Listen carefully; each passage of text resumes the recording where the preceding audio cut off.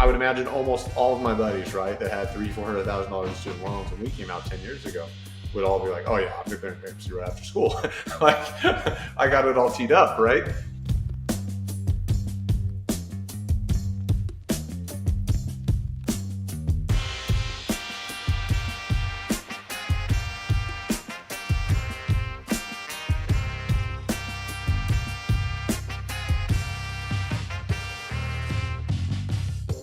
All right, Alex. So we're bringing on another recurring guest. Okay. Yeah. I know who it is. You know who it is? There's no guess on this one. No. So last time we brought Josh on, we got a lot of really good feedback on his episode about like climbing the wealth ladder and building wealth in dentistry, how he went through his whole story with, having practices, then owning real estate, and now getting into real estate. And so we kind of figured out, since he's kind of like our resident expert on anytime, well, put it this way, anytime there's like a new bill that's going to be passed or something, I feel like my go-to is like, ask Josh. He might know what's going on with it. So we figured, since it's pretty topical, right? Like, I think, it was 4th of July, right, Josh? Is that when Trump signed the bill? Yeah, dude, he hit his goal, which is crazy. That's what I thought I heard. Through the House and Senate on a timeline is nuts. Yeah.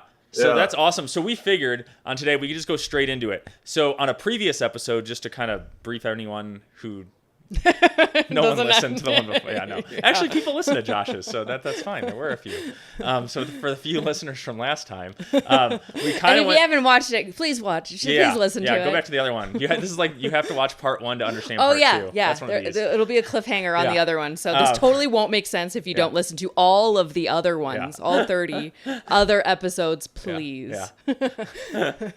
Anyway. But he went through the whole like wealth ladder that kind of dentists can go through, right? Whether you're just an associate sounds bad. Whether you're an associate, whether you're a practice owner whose main role is just a dentist. Well, I think the bottom one is what, like W-2 employee? Yeah. Yeah, and then it kind of goes up and then to it goes like up owner. if you're a practice owner, then if you like say own your land, then if you're a real estate developer, then if you're a tech startup guy, and it kind of just we went through all that, which was cool. So we figured what we could do is we could break down that same concept, but talk about the new bill that passed and say how it affects dentists or people who could be in each of those levels, so then everyone can kind of take some hopefully some nuggets away from that. So let's break it down then, Josh. Can we go through, let's start on like the bottom rung of it, and let's start with, if I'm just a W-2 dentist, meaning I'm probably an associate, I don't own any of the practice, I'm just getting my normal paycheck.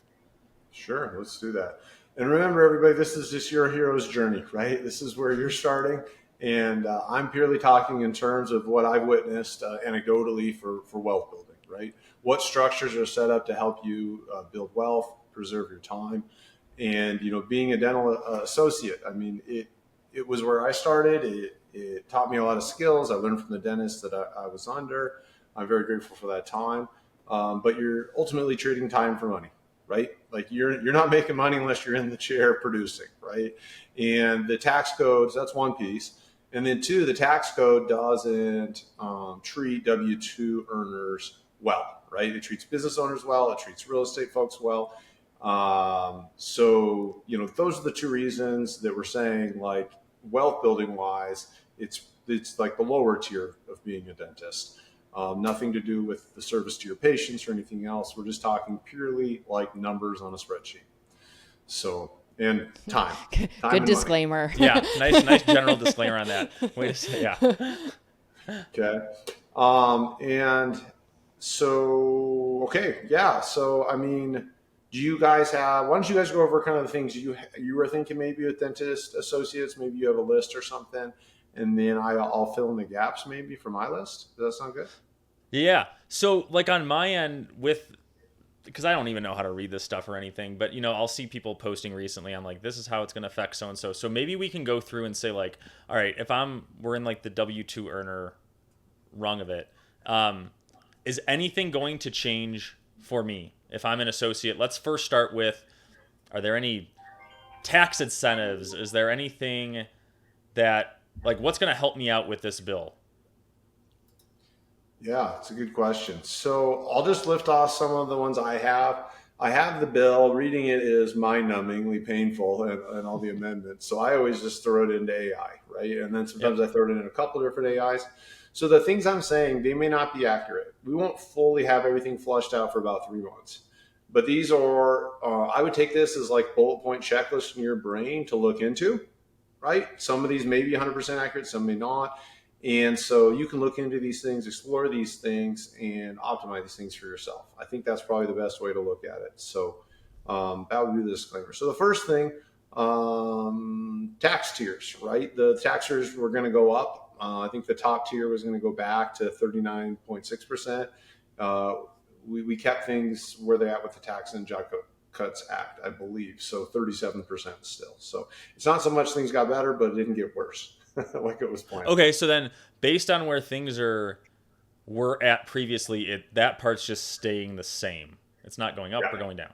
Okay. Yeah, because a lot of the stuff when they do a bill, they budget like how much it's going to cost the government, right? And so to get a lot of bills passed, they have like a sunset on them, right? They don't want to do it in perpetuity to get them passed. And so a lot of these things had a lot of Trump's initial, whatever, 2017, 2018 bill sunsetted, right? So he's trying to continue a lot of those. Okay. Okay. The next one is the interesting one, the no tax on overtime pay, right? And tips. Okay. And so you're going to see little games happen here, right? Like as an associate, hey, I want to work 43 hours or whatever. Maybe overtime in the HR book is anything over 30 hours, right? So as an associate, you're like, I'm going to work 33 hours a week or 32 hours a week so I don't pay tax on that top little overtime tier. Make sense? But is that if you're getting paid hourly? How does it work if you were getting paid on production? Yeah, no clue, but look into it, right? These are bullet points to explore. That's all we're saying to folks, right? Same with tips. So that's interesting. So you might see your associate asking for tips now. Yeah, or what you might see is people are going to start saying, how do you constitute full-time versus part-time? And people are going to say, well, full-time's 28 hours. And it's like, okay, that's in our handbook. So then it's an incentive for employees, right? Because then, I mean, technically, then they're not paying taxes on that, but you could, I guess, say we're not going to pay time and a half on overtime anymore. Everything's the same. You get paid the same rate, but you don't pay taxes on it. Things are going to flush out, right? So it takes people a couple months to understand, and then the strategies start to come out, and then 6 months they start to get implemented, right? So the plan, it's like COVID, when no one knows what the hell's going on, just go as crazy as you can, and then just ask for forgiveness in 6 months. But again, you don't want to get distracted, right? Tax tail wag the dog. So it's like you learn about these things, but sometimes too, the IRS will do statements later to clarify on things. So you'll have question marks that just don't have answers, and your accountant and attorney will say, well, we don't know. So you have to wait for the IRS guidance to come out. So. Another one is like you're gonna have to look at like the phase outs on this one. I think it is like 150K for singles and 300K for joint. So a lot of dentists are going to be excluded from that. Wait, what is that? Oh, for the overtime? Like the cap? Yeah, they got to cap a lot of these things. They cap them, right? And then they also cap the income level too. So they'll cap the benefit and then they'll cap your income level. So how does that work? Because I should probably understand this better. Is it tiered though, meaning like if you made $160,000, you're not qualified at all, or your first 150 is qualified and the last 10 isn't? It depends on the item. They do it both ways. So on this one, just kind of look at where your income is, right? Look at the phase out for the overtime and the tips. Start thinking about it, right? Start typing in stuff and searching on Google, searching on AI as a dentist, and start looking at strategies here, right? Talk to your buddies too, and then. Okay, that makes sense. Yeah. And the other thing you remember too is like what kind of income, right? So what income are they using to track it, right? And then can you play games with what type of income you're receiving, right? As us dentists, we often have like an LLC tax as an S corp, right? So you get like your W-2 wage and then your distribution income, right? Like what income are they talking about? So there's always opportunities to kind of so like we're still in like talking about an associate, right? Like so technically, is it a strategy or is it possible for any dentist, right, to set up an LLC? They're an associate, they work for XYZ corporate, and they can say, pay me W-2 and pay my LLC. I mean, you get into the 1099 laws, right? And so I don't want to get into that. That's a big complex kerfuffle. So if you created an LLC, you can't get paid as a W-2 through an LLC. And if you're not owner, typically you're a 1099, right? Yeah. And are you bringing your own team members? Yeah, right. Okay. So I get what you're saying. I get it. It kind of I gets don't know. it's Gray kinda, area. Yeah, it's kind of the gray area one where I've seen about 200 posts on this over the years. Right? I know, right? It goes back and forth. The dark tunnel. Yeah. The other one is interest on a car, right? That's interesting. I believe there's phase outs as well, but if your income level is you can write off the interest on an American made car. Oh. Trump's trying to get people to buy cars, American made cars. Okay. Now you have to do all these throttles though, right, on high income earners because the big complaints is only benefits the rich, right? So what you're going to see on a lot of these is these throttles.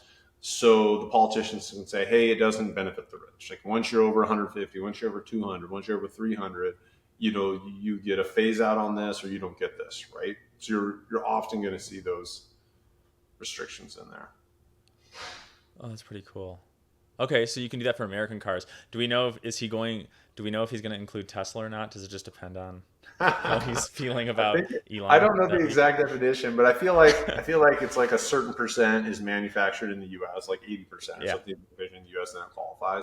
So it just depends on Toyota, right? If mostly everything's made here, then you're qualifying. So okay, that makes sense then. Good to know. Be on the lookout for that. Yeah, that's an opportunity. All right. Any other tips or tricks just as at that associate level? Yeah. Yeah. So, okay. There's some weird Medicaid stuff. So definitely look into that. The whole Medicaid landscape is going to change a ton. Okay. Yeah. Okay. That reimbursements and, but isn't Medicaid all at a state level though? I just feel when we took Medicaid, right, in our practices, in the beginning, right, to grow it, I remember it was all the amount you get reimbursed, who you deal with.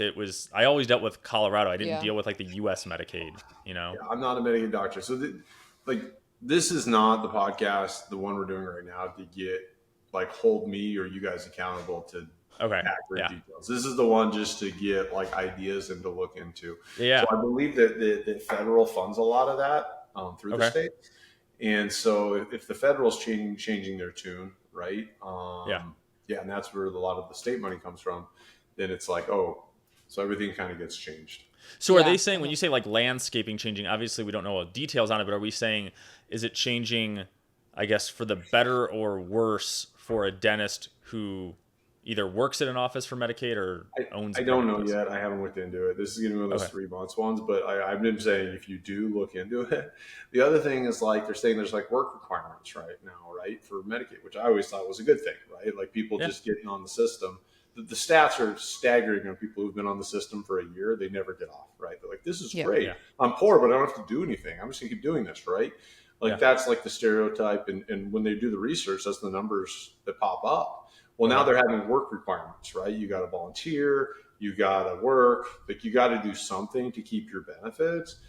Well, if somebody comes to your office, right, with Medicaid, who's verifying that they're doing those things? Yeah. Yeah. Right? Yeah. Is it the government? And they said, oh, well, they didn't do it that month. They're not getting benefits. But when it came to you, when they came to your office, it showed they had benefits. Who gets screwed? Right? Yeah. So when you check in at the office, and if you take Medicaid, we're gonna have to ask the patient, show me a photo of you volunteering. Okay, this is proof. Yeah. Yeah. Show me your 40 hours on an app. Yeah. So where's your pay stub? Yeah. Yeah. Okay. So I think one of those things too. Okay. So stuff is gonna change, but we don't know fully yet. Okay. We don't know fully. Another one that I don't want to get too deep in. I think most of the people who this affects are actually quite aware of this and researching this on a daily basis already, which is all the student loan stuff. Okay. I never had student loans because I did the military. So what are they saying with the student loans? They're kind of forcing people out of one program and forcing them into a couple programs into one, and they're changing the terms of that. And so if you kind of had a plan on how you're going to do it, sometimes it aligns, but sometimes it doesn't align. It's like, hey, I was doing this because you told me this. Now this is a complete 180. Like, I'm feeling stuck. So definitely look into that. There's also stuff with residency. So there's some terminology in there about deferring loan payments with no interest accrual for up to 4 years during residency. And I've heard you could also apply that to your loan forgiveness. So whereas dental schools, have you heard about the dental school piece? Like I've read a couple. Okay, this is crazy. So they're maxing the amount of medical like grad at like 150 or 200 per individual loans.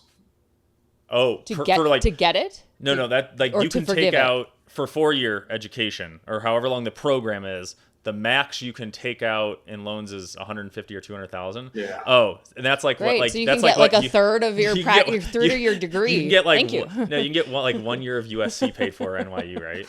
Yeah. So these dental schools, which are already struggling, right? They're like, oh, how do we keep up with all the costs? Oh, we just charge more, right? The government's doing these loans. Like that's not there anymore, right?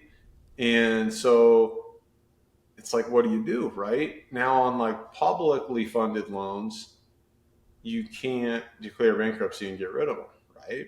But I think almost every doctor I know who went through dental school, right, and paid for, and has all the loans themselves, if the government isn't going to pay for this, private's got to step in, right? And if private's got to step in, they're going to look at this and be like, look, these people are just going to graduate and then declare bankruptcy and wipe away all the loan money we gave them, right? Like I would imagine almost all of my buddies, right, that had $300,000-$400,000 in student loans when we came out 10 years ago would all be like, oh yeah, I'm declaring bankruptcy right after school.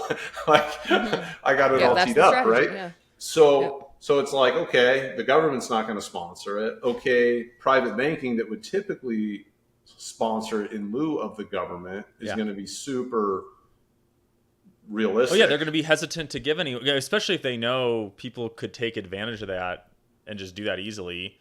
Like they're just not going to lend then, right? Or they may not. Or it's going to be crazy interest rates, right? Or there's going to be something attached to it. And then if you have crazy interest rates, it becomes predatory, right? And then the news story starts to happen and the legislation. So, the typical thing that happens is like an IRS bill, like there's an amendment or something that says, oh, private student loans are also non-forgivable in a bankruptcy, right? You can't relinquish them in a bankruptcy either. They usually do something like that. But right now, I don't have all the details, right? This is just limited first look. If I was, running a dental school that is probably, half the dental schools, the top half on cost, right? I would be stressed out right now, like how are we going to fund? And think about the kids that they've already done their first 2 years, right? And they're already at that number.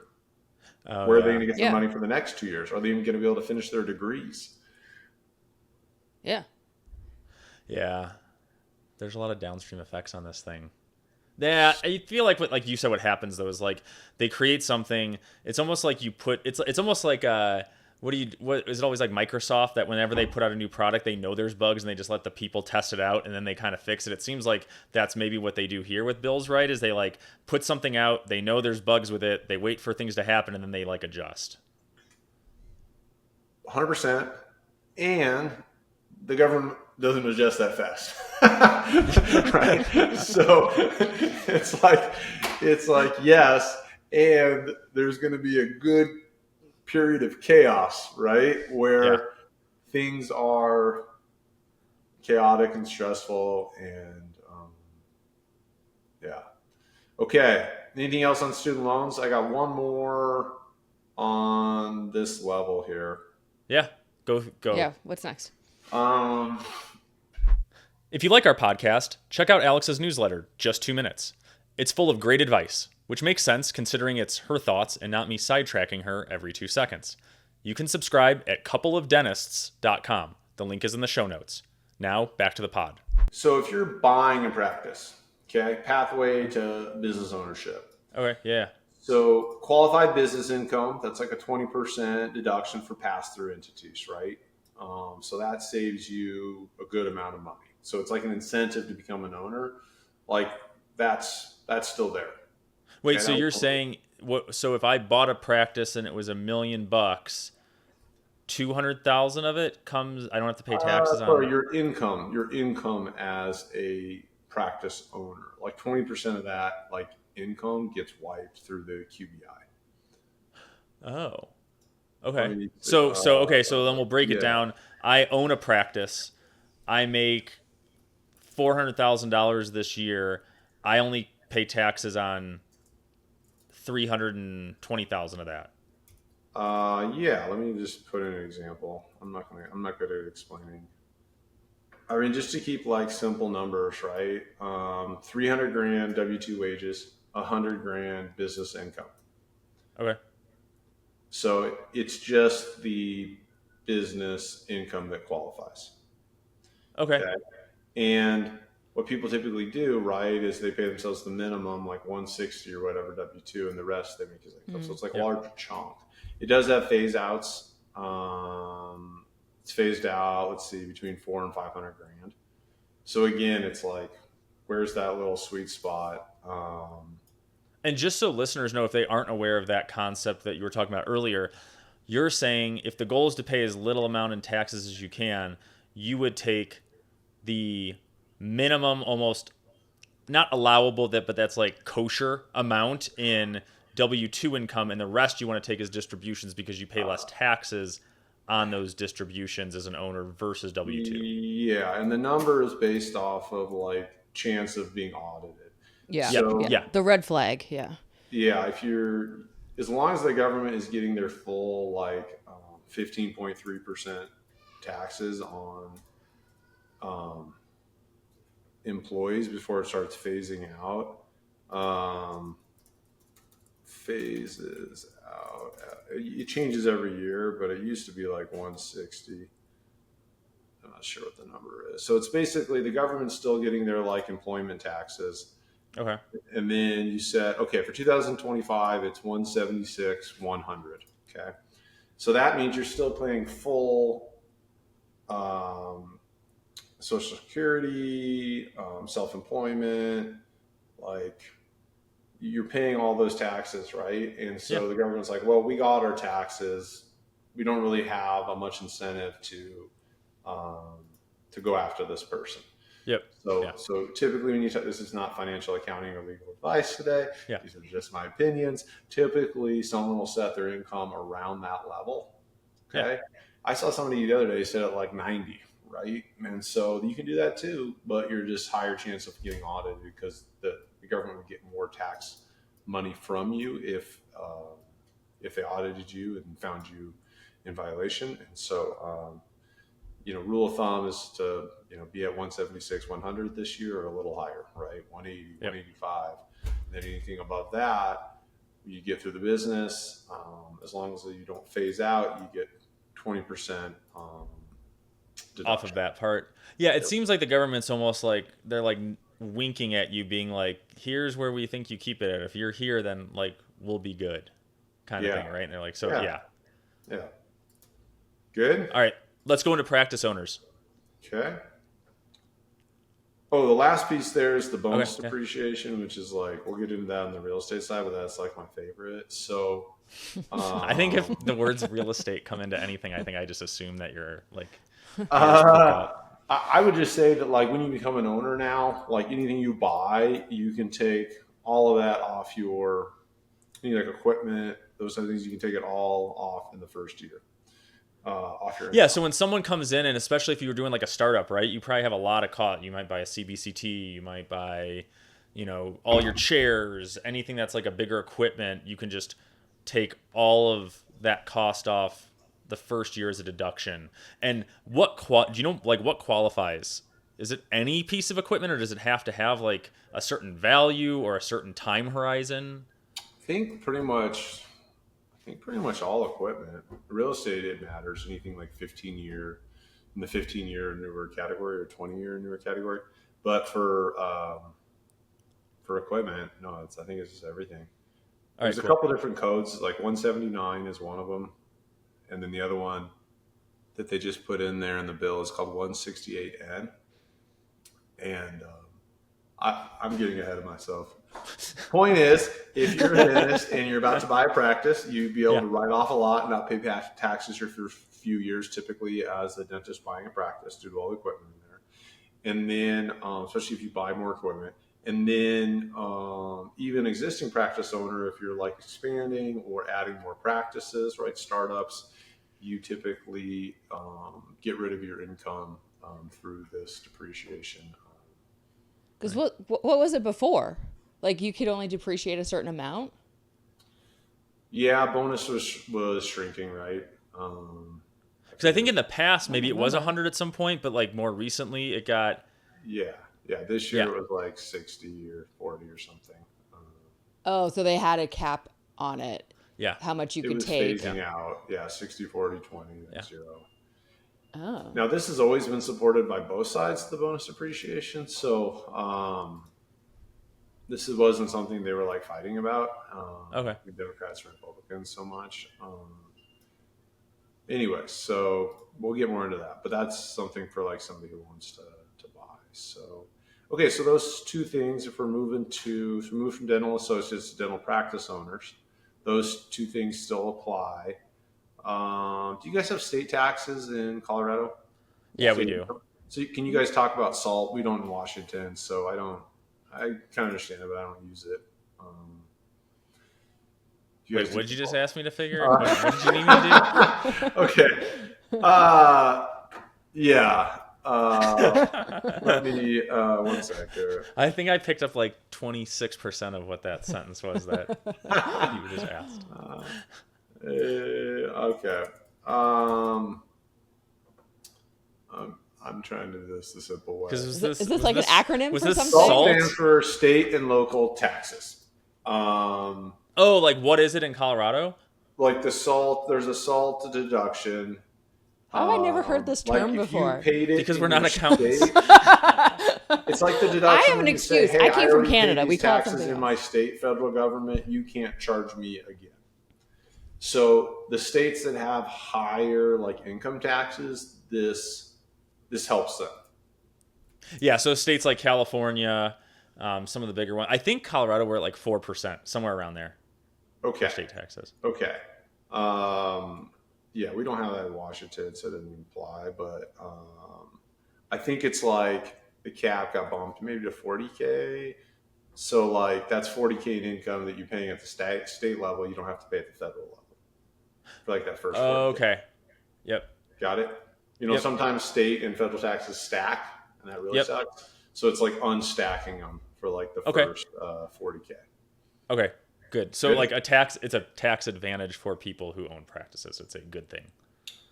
Yeah. So SALT is good. Maybe. I'm still confused. I don't know. I know. I thought he said assault at first. Assault? Yeah. Okay, so we talked about equipment. Dude, equipment's going to get crazy. So I told you that I'm working a lot with opportunity zone funds. Like those are my favorite now. Basically with opportunity zone funds, like the new language is you put money in to this fund and capital gain. You put capital gain in. So say you have like $1 million capital gain. You put it into this fund. And then the fund invests in businesses or properties in these designated low-income tracts across the country. And sometimes they're low-income, sometimes they're not as low-income. Yeah. Yeah, and is it just it's an incentive just to build more in areas that either the governor or whatever wants there to be more development? Uplift. Okay. So part of the benefit is you defer now, like I think starting in 27, if you invest the money in 27 or further, you save, you get to defer your capital gain for like 5 years, okay, and get a 10% reduction of that capital gain tax, okay? There's strategies like right now. So like what I do now, instead of doing that, because it's only like a year and a half, it's not the biggest benefit. It's only like a year and a half. So what we do instead is like when we're building buildings, we say the value of your $1 million now is like construction, right? Like it's incomplete. Yeah. You can't market that, sell that. And then 2, you're a minority owner. You're not in control, right? Yep. So, you know, your million is now worth 500,000, 400. Okay, right? so you can discount it. Is that what that So you is? can discount it, right? We've talked about this before with gold and other stuff. So so you discount that capital gain, right? So that's nice. And then 27 in future, it'll be like a 5-year window where it's deferred 10%. But anyway, so you do one of those two things. And then if you hold the property for 10 years, when you sell it, you don't pay capital gain or depreciation recapture tax. Okay. Okay. And capital gain, depending if you're active or passive, 20 to 23.8%. And depreciation recapture is like 25% of the difference between what you sold for and the value of your asset in your accounting books, which is called basis, right? So you pay 25% of that back to the government. Okay. There's some weird stuff you can do with opportunity zones with equipment now. Like if you have an opportunity zone that you've had your money in for 10 years, okay? 10 years is like where the real benefits, so you don't pay those taxes anymore. Things I'm working on right now it's like gold. So get this, you can buy equipment, right? Like I buy heavy machinery, right? Caterpillars, John Deere's, okay? You can buy equipment. The problem is like when you sell it, you got to pay depreciation recapture tax, right? Usually we do it down the road. It still makes sense. It's still a good deal, right? It's still a great deal because I can write off. I put in $100,000. I buy $1 million worth of equipment. I take $1 million off my income this year, right? And I don't have to pay taxes on that. It's $370,000 I save, okay, for that $100,000 I put in. Yeah. Okay, simple example. And then I roll that $370,000 into new investments, right? That's called wealth building. Okay. Yep. And that's why real estate. Oh, this is one where you have to watch part 1 to understand. I'm trying to summarize. Yeah. But the crazy stuff now with equipment, like if you have money in an opportunity zone fund for 10 years, you can. I'm working on this. There's some very sophisticated people out there that have been doing this since 2018.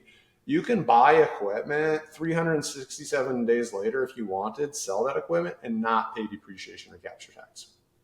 So you can stack your depreciation, your 100% bonus depreciation, but not pay the depreciation recapture on the back end or the capital gain. Ooh, so you could build up like nice. infinite.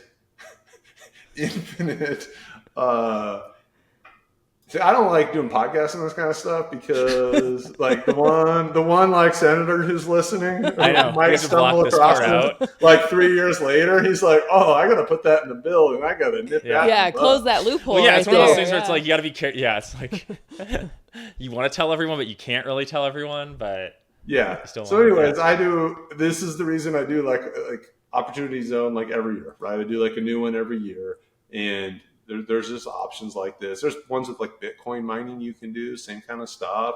Like we can talk more about it, but the point is depreciation recapture. The depreciation from equipment is a massive way to reduce your taxable income. And at your dental practices or building something like manufacturing, R&D, we also need to look at the new R&D rules for dentists, right? Yeah. Because if you look at if you treat your dental lab, let's say you have an in-house dental lab, and you treat that as a manufacturing facility, okay? Trump's all about onshoring right now, right? Yeah. So you're going to see a ton of language that's going to like support onshoring. The other thing with the new opportunity zones is like rural is super, they did crazy stuff for rural. So like I started thinking about like what's rural, okay? Data centers are rural. Oh yeah. Right? Yeah, you're almost saying like what's something that it's like some building or something that doesn't require a lot of people to have to be there, but it's just more of like a housing facility, right? So a data center, that's smart. Yeah. Dude, like you could stack those incentives on data centers and just crush it. Another one, so rural with opportunity zone, I told you there was like a 10% benefit. You pay 10% less capital gain, like 5% in the future. Rural is 30% less. Okay. So it's even better there. Another thing with rural is usually I have to buy something. Whatever I bought it for in opportunity zone, I got to double that. If I put $1 million in, I got to do $2 million. I got to do another $1 million worth of work. Okay. Minimum. Cause you really got to uplift something, right? You can't just lipstick it. You got to really uplift it. Rural, it's only 50%. So you could buy something like an existing manufacturing facility, right? And put in $1 million, put a 500K into it, and you get all these benefits. You don't need to put another $1 million. Okay. Yeah. Okay. Wow. Okay. Yeah. So that one, and then another one that I love, ski resorts. Ski resorts are all rural, right? And they're high end. Yeah. I So mean, I everybody's guess like, if they're, yeah. I mean, I guess it depends on how you define rural. I mean, you'd think if it's based on like year-round population, it's probably super rural, right? Because it's 50K or more. So if Okay. a township is like 50K or more, that is not rural. If it's less than 50K, and I think I have to really get into the rules, but I think it's any 50K tract plus the ones right around it, right? And the census tracts aren't that big typically. Some of them are bigger, but they're not usually that big. Like a lot of them in Spokane, like each census tract is maybe like in town is like, I don't know, half mile long, right? To a mile long. So it's like they're not huge. So yeah, so you just get a little out of town, right? And you're like, oh man, everything's a dump out here. Not the ski resorts, not the lake, not the lake places, right? So that's pretty smart. I feel like you and Alex are a little bit different than I am, right? When you were like a kid, Josh, or if you still play video games, I don't know. But I feel like you were the kid that didn't just like blow through Mario as fast as you could. You'd like to find like all the different like ways to like, if I go above here, I can get to this level and do this and I can do that. I feel like you love the details and like figuring out the fun way. Whereas like I was just the kid that's like, oh, let's just do this as fast as I can. So I didn't like the side scrollers much. I mean, I had Mario, I had all that kind of stuff. Double Dragon, Contra. Contra was fun. You play with your buddies, you kill each other. But I played like civilization games, right? Games you'd like build up civilizations, and like those were the things that I enjoyed. That's what you liked. Okay, that kind of tracks then. Does that track? Yeah. You're directing the Like, you're allocating SimCity? Like, is that what we're talking about? Yeah, are you saying like SimCity stuff? SimCity was okay, but yeah, I like that. That's the extent of like what I know about. He was like, video that's like games. beginner shit, probably, right? He was playing like the legit hardcore stuff. Yeah, I love the strategy stuff. So, yeah, you're right, man. You got me. No, I think mine was always because I always liked roller coasters a lot, so I always played Roller Coaster Tycoon when that was out, right? And that was always fun. And then it taught you a lot about capitalism because you knew whenever it rained, you could just jack up the prices for umbrellas like to like $50, right? And then the guests would pay for it, and you're like, oh, this is good. That's what I would do. That's what everyone would do. We all know Eric wants more friends. If you're enjoying this episode, share the podcast and then tell them to DM Eric so he can hit his quota of 1 new friend per day. Now back to the episode. Okay, here's a massive one. I got to dive into this. This is really helpful to dentist owners. So, interest expense. So Trump's like pro like deducting interest expense. Okay, there's like interest expense on your home, right? It's like max at like $750 or something, $750,000 worth of value of your home, right? Okay. So this is one on dental practices. Under the new law, a dental group with significant equipment depreciation can still deduct interest up to 30% of EBITDA indefinitely, advancing a hit from financing growth.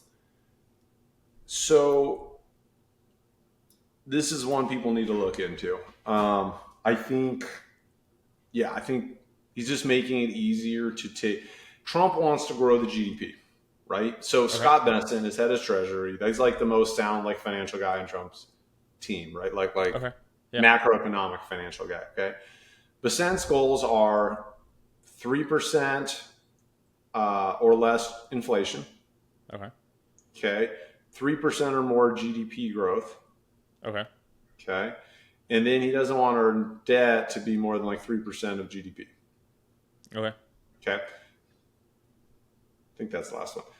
But for like, so when you're thinking about GDP growth, how do you like incentivize people to grow? You incentivize them to take out debt and you try to make debt cheaper.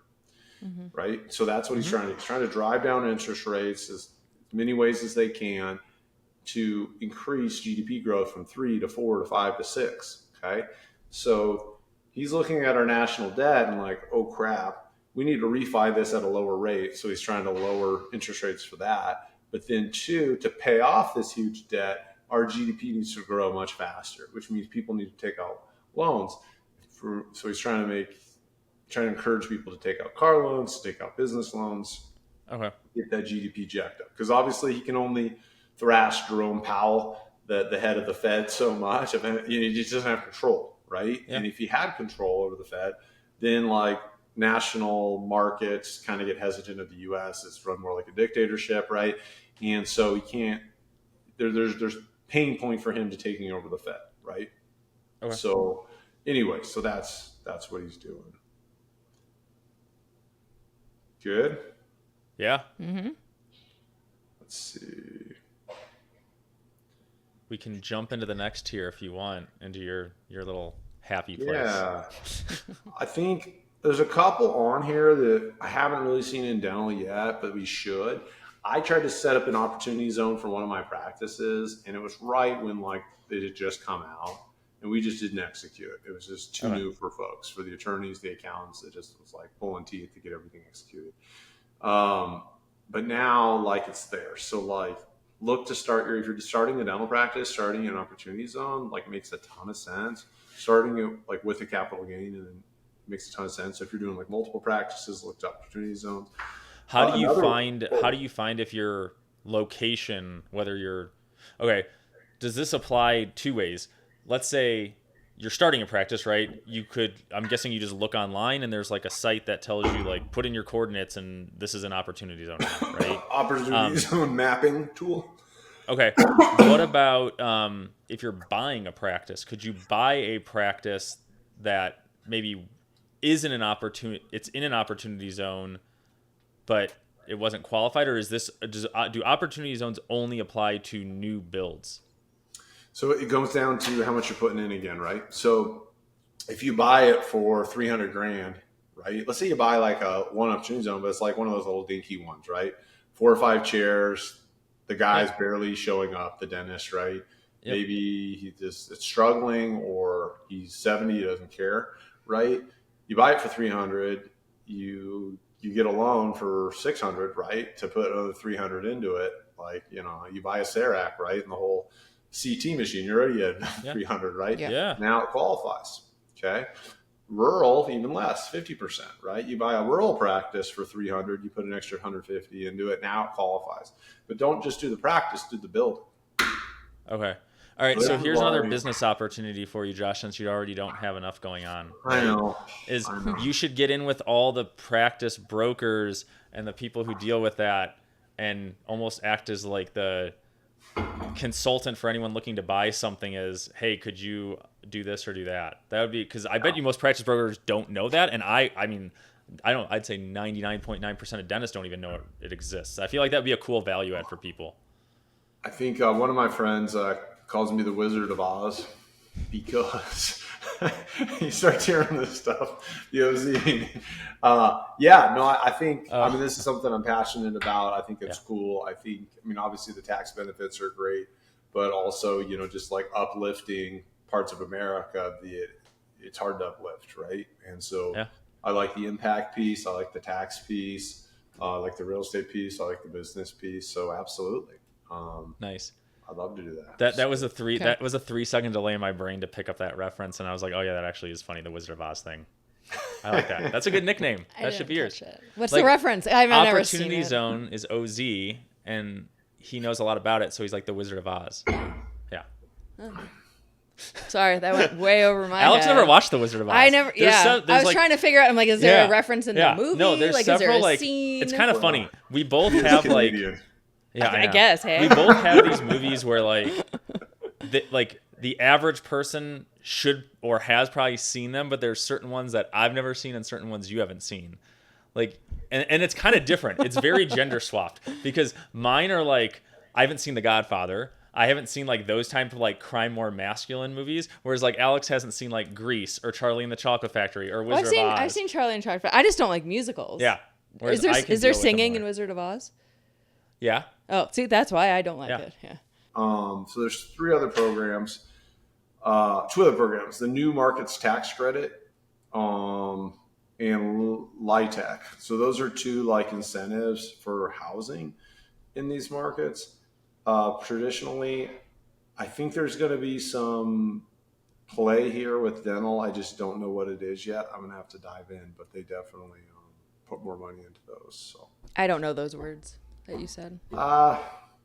Is this SALT again? Are we back on SALT? no, this is like banks. I don't even know how to explain it. Banks have like tax incentives to like support building of housing in certain areas. Okay. I don't even know how to explain it. Okay, so it probably does This will not be in apply. part. This will be in part 3. So, I'm working on them with banks. I'm still trying to understand the landscape, a lot of government stuff, but I just want to say, like, everything. It's not about chasing the tax sale, right? It's always about a fundamental business, right? But when you look at a lot of the businesses that have grown or scaled or been done in our country, a lot of when you look at their origin, there was a tax bill that it was a catalyst for that company or that development or that building. It may not be something that's in existence now, but if it was built in 1960 or 1950, there was often a tax incentive in 1950 or 60 to encourage somebody to start a business like that or to build a building like that. Yep. So just because we just see a building, right? Like, oh, somebody paid for that, somebody built it, right? Now it's worth this, right? But just know that there's often tax incentives. So it's like a chicken or egg thing. It's usually the tax incentive that then leads to the bill. Is that what you're saying, kind of? The government's always trying to incentivize us to do something, right? So listen to what they're doing, and often ways you can find incentives to do what you already want to do. Okay. That makes sense. Mm-hmm. Dentists often will say to me, hey, Josh, I'm buying a building. It's got a dental practice on the bottom. It's got 4 apartments up top, right? You already want to buy the building, right? Like, what is the housing incentive for those 4 units up top, right? For an OZ, like if it's a dumpy building, right, but it's like a gentrifying neighborhood, you take those dumpy apartments that you bought for $70,000 a piece, right? You put, I don't know, X into the building, right? Maybe it's more on the dental, less on the apartments, but maybe tax-wise it considers it one whole, right? And now all of that stuff is OZ treated. Okay? Yeah. So just hop on AI anytime you're doing it and ask, like, what tax incentives can help me do this? That's the take-home. No, that's awesome. Well, I think that's a good, like, overview of everything. As always, I don't know how you keep all the information in your head, but you can like regurgitate so much. Like that's awesome. I don't know what you're like, either what like your workout or health or like whatever your routine is. Your brain's functioning high. Good brain. Like whatever supplements you're taking is, I want what you're having. So no, that always helps. So yeah, then let's just we'll do part 3 of our series in like a few months. Once stuff gets hashed out and we have more like details on like actual like things that's like, okay, this is actually how you do it. I think that would be pretty cool to do. Yeah, I think 3 months or at least a month, I think you're going to get a lot more specifics. I mean, I think that's what the dental Facebook groups are. You know, a lot of it helps sort those things out for folks, right? They bounce ideas back and everybody gets smarter. So I think that'll be helpful. So appreciate you guys. Always fun to chat with you. I love you guys do this as a couple. I think that's super fun. And you guys are very colorful. And I just really appreciate your guys' work ethic and approach to life. It's just very admirable. Thank you. Oh, thanks. It's all Thank you. Alex. It's her just pounding this into my brain for 10 years and then me slowly trickling along with it, which I feel like hurry up already. Yeah. Cool. No, all right. thanks. Appreciate it, Josh.